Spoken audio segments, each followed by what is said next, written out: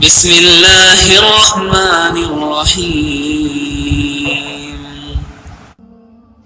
ہرقل شاہ روم نے قریش کے قافلے میں ایک آدمی بلانے کو بھیجا، اور اس وقت یہ لوگ تجارت کے لیے ملک شام گئے ہوئے تھے، اور یہ وہ زمانہ تھا جب رسول اللہ صلی اللہ علیہ وسلم نے قریش اور ابو سفیان سے ایک وقتی عہد کیا ہوا تھا۔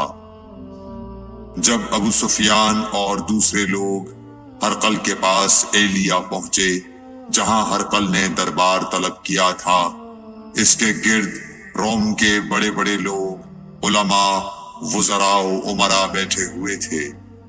ہرقل نے ان کو اور اپنے ترجمان کو بلوایا، پھر ان سے پوچھا کہ تم میں سے کون شخص مدعی رسالت کا زیادہ قریبی عزیز ہے؟ ابو سفیان کہتے ہیں کہ میں بول اٹھا کہ میں اس کا سب سے زیادہ قریبی رشتہ دار ہوں۔ یہ سن کر ہرقل نے حکم دیا کہ ابو سفیان کو میرے قریب لا کر بٹھاؤ اور اس کے ساتھیوں کو اس کی پیٹھ کے پیچھے بٹھا دو۔ پھر اپنے ترجمان سے کہا کہ ان لوگوں سے کہہ دو کہ میں ابو سفیان سے اس شخص یعنی محمد صلی اللہ علیہ وسلم کے حالات پوچھتا ہوں۔ اگر یہ مجھ سے کسی بات میں جھوٹ بول دے تو تم اس کا جھوٹ ظاہر کر دینا۔ ابو سفیان کا قول ہے کہ خدا کی قسم اگر مجھے یہ غیرت نہ آتی کہ یہ لوگ مجھ کو جھٹلائیں گے تو میں آپ صلی اللہ علیہ وسلم کی نسبت ضرور غلط گوئی سے کام لیتا۔ خیر، پہلی بات جو ہرقل نے مجھ سے پوچھی وہ یہ کہ اس شخص کا خاندان تم لوگوں میں کیسا ہے؟ میں نے کہا وہ تو بڑے اونچے عالی نسب والے ہیں۔ کہنے لگا اس سے پہلے بھی کسی نے تم لوگوں میں ایسی بات کہی تھی؟ میں نے کہا نہیں۔ کہنے لگا اچھا اس کے بڑوں میں کوئی بادشاہ ہوا ہے؟ میں نے کہا نہیں۔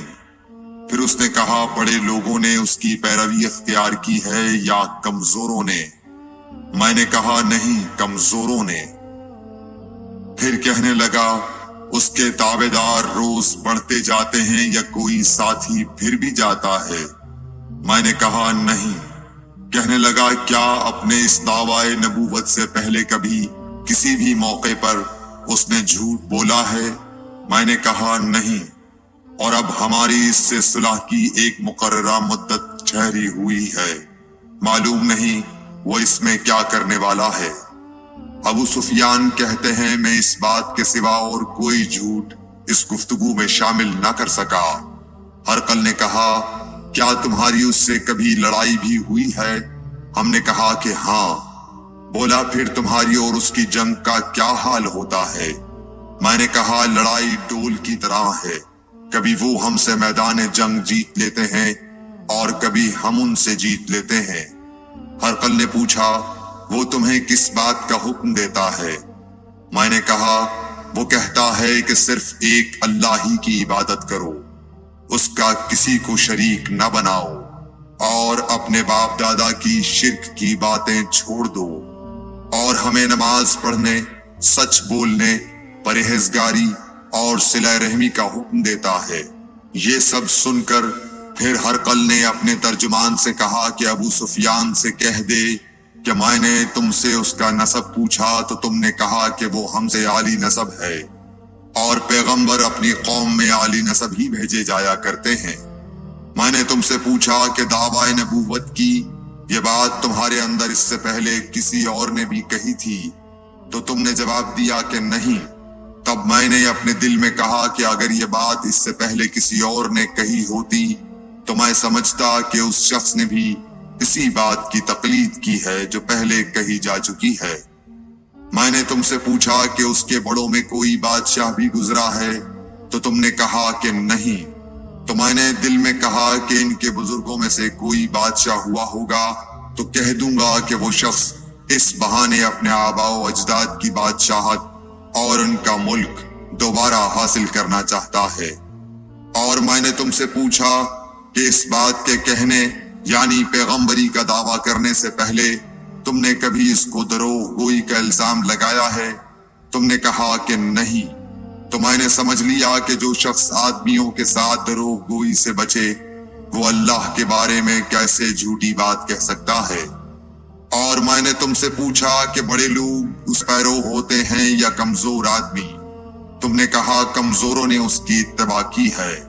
تو دراصل یہی لوگ پیغمبروں کے متبعین ہوتے ہیں۔ اور میں نے تم سے پوچھا کہ اس کے ساتھی بڑھ رہے ہیں یا کم ہو رہے ہیں؟ تم نے کہا کہ وہ بڑھ رہے ہیں، اور ایمان کی کیفیت یہی ہوتی ہے حتیٰ کہ وہ کامل ہو جاتا ہے۔ اور میں نے تم سے پوچھا کہ آیا کوئی شخص اس کے دین سے ناخوش ہو کر مرتد بھی ہو جاتا ہے؟ تم نے کہا نہیں۔ تو ایمان کی خاصیت بھی یہی ہے، جن کے دلوں میں اس کی مسرت رچ بس جائے وہ اس سے لوٹا نہیں کرتے۔ اور میں نے تم سے پوچھا کہ آیا وہ کبھی عہد شکنی کرتے ہیں؟ تم نے کہا نہیں۔ پیغمبروں کا یہی حال ہوتا ہے، وہ عہد کی خلاف ورزی نہیں کرتے۔ اور میں نے تم سے کہا کہ وہ تم سے کس چیز کے لیے کہتے ہیں؟ تم نے کہا کہ وہ ہمیں حکم دیتے ہیں کہ اللہ کی عبادت کرو، اس کے ساتھ کسی کو شریک نہ ٹھہراؤ، اور تمہیں بتوں کی پرستش سے روکتے ہیں، سچ بولنے اور پرہیزگاری کا حکم دیتے ہیں۔ لہٰذا اگر یہ باتیں جو تم کہہ رہے ہو سچ ہیں تو ان قریب وہ اس جگہ کا مالک ہو جائے گا کہ جہاں میرے یہ دونوں پاؤں ہیں۔ مجھے معلوم تھا کہ وہ پیغمبر آنے والا ہے، مگر مجھے یہ معلوم نہیں تھا کہ وہ تمہارے اندر ہوگا۔ اگر میں جانتا کہ اس تک پہنچ سکوں گا تو اس سے ملنے کے لیے ہر تکلیف گوارا کرتا۔ اگر میں اس کے پاس ہوتا تو اس کے پاؤں دھوتا۔ ہرقل نے رسول اللہ صلی اللہ علیہ وسلم کا وہ خط منگایا جو آپ نے وحیہ کلبی رضی اللہ تعالیٰ عنہ کے ذریعے حاکم بصرہ کے پاس بھیجا تھا، اور اس نے وہ ہرقل کے پاس بھیج دیا تھا۔ پھر اس کو پڑھا تو اس میں لکھا تھا، اللہ کے نام کے ساتھ جو نہایت مہربان اور رحم والا ہے۔ اللہ کے بندے اور اس کے پیغمبر محمد صلی اللہ علیہ وسلم کی طرف سے یہ خط ہے شاہ روم کے لیے۔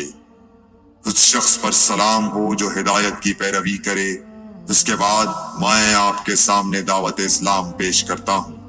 اگر آپ اسلام لے آئیں گے تو دین و دنیا میں سلامتی نصیب ہوگی، اللہ آپ کو دوہرا ثواب دے گا، اور اگر آپ میری دعوت سے روگردانی کریں گے تو آپ کی رعایا کا گناہ بھی آپ ہی پر ہوگا۔ اور اے اہل کتاب، ایک ایسی بات پر آ جاؤ جو ہمارے اور تمہارے درمیان یکساں ہے، وہ یہ کہ ہم اللہ کے سوا کسی کی عبادت نہ کریں اور کسی کو اس کا شریک نہ ٹھہرائیں، اور نہ ہم میں سے کوئی کسی کو خدا کے سوا اپنا رب بنائے۔ پھر اگر وہ اہل کتاب اس کتاب سے منہ پھیر لیں تو مسلمانوں، تم ان سے کہہ دو کہ تم مانو یا نہ مانو، ہم ایک خدا کے اطاعت گزار ہیں۔ ابو سفیان کہتے ہیں، جب ہرقل نے جو کچھ کہنا تھا کہہ دیا اور خط پڑھ کر فارغ ہوا تو اس کے ارد گرد بہت شور و غوغا ہوا، بہت سی آوازیں اٹھیں اور ہمیں باہر نکال دیا گیا۔ تب میں نے اپنے ساتھیوں سے کہا کہ ابو کبشہ کے بیٹے حضرت صلی اللہ علیہ وسلم کا معاملہ تو بہت بڑھ گیا۔ دیکھو تو اس سے بنی اصفر روم کا بادشاہ بھی ڈرتا ہے۔ مجھے اس وقت سے اس بات کا یقین ہو گیا کہ حضور صلی اللہ علیہ وسلم ان قریب غالب ہو کر رہیں گے، حتیٰ کہ اللہ نے مجھے مسلمان کر دیا۔ راوی کا بیان ہے کہ ابن ناطور ایلیا کا حاکم ہرقل کا مصاحب اور شام کے نصارہ کا لاٹ پادری بیان کرتا تھا کہ ہرقل جب ایلیا آیا ایک دن صبح کو پریشان اٹھا تو اس کے درباریوں نے دریافت کیا کہ آج ہم آپ کی حالت بدلی ہوئی پاتے ہیں، کیا وجہ ہے؟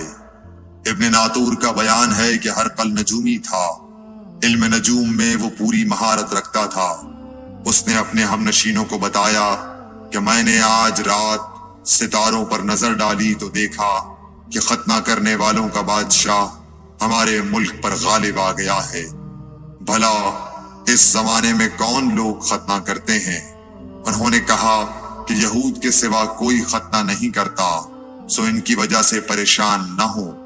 سلطنت کے تمام شہروں میں یہ حکم لکھ بھیجیے کہ وہاں جتنے یہودی ہوں سب قتل کر دیے جائیں۔